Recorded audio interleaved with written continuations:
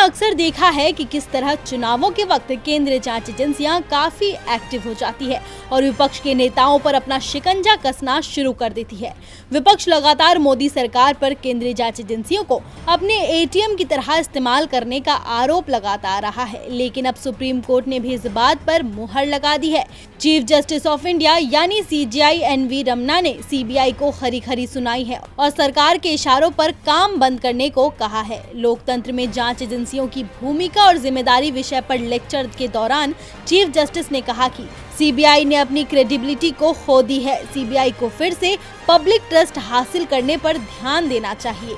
अगर आपको फिर से क्रेडिबिलिटी हासिल करनी है तो सबसे पहले राजनेताओं से गठजोड़ को तोड़ना होगा और साख वापसी के लिए फिर से काम करना शुरू करना होगा। ब्रिटिश शासन में अब तक भारत में पुलिस सिस्टम में कैसे, कब और कितना बदलाव हुआ है, लेकिन समय बीतने के साथ साथ सीबीआई जैसी जांच एजेंसियां सार्वजनिक निगरानी के दायरे में आ गई है।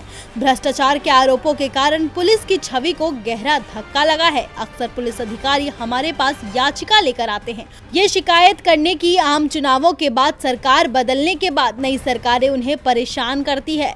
आपको याद रखना होगा कि जनप्रतिनिधि और सरकारें समय के साथ बदलती रहती है, जबकि आप स्थायी है। शासक बदलते हैं लेकिन प्रशासन और व्यवस्था स्थायी रहती है। वक्त के साथ पॉलिटिकल एग्जीक्यूटिव बदलते रहेंगे लेकिन आप परमानेंट है।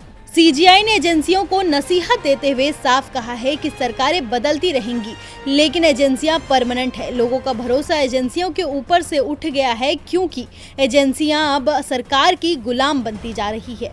आपको बता दें कि हाल ही में केंद्रीय जांच एजेंसियों के गलत इस्तेमाल को रोकने के लिए कांग्रेस ने सुप्रीम कोर्ट और हाई कोर्ट का दरवाजा खटखटाया है। महाराष्ट्र कांग्रेस ने सुप्रीम कोर्ट और बॉम्बे हाई कोर्ट से अपील की है कि वो बीजेपी की ओर से केंद्रीय जांच एजेंसियों का बेजा इस्तेमाल पर रोक लगाने के लिए स्वतः संज्ञान